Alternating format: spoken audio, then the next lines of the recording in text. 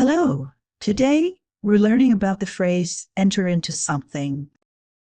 Enter into something means to begin or get involved in something. It's often used for formal things like contracts or agreements. For example, you can enter into a contract or enter into negotiations. Remember, enter into is inseparable. You always say enter into something, not enter something into. Use it when you want to talk about starting serious or official activities.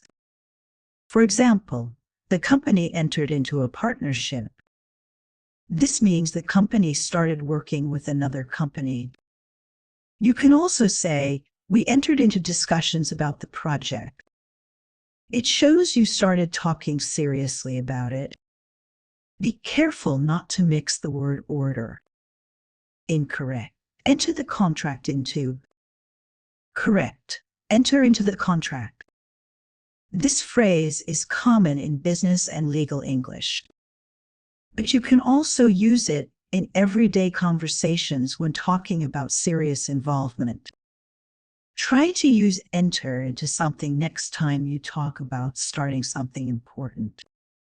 It will make your English sound more natural and professional. Thanks for watching. Keep practicing. See you next time.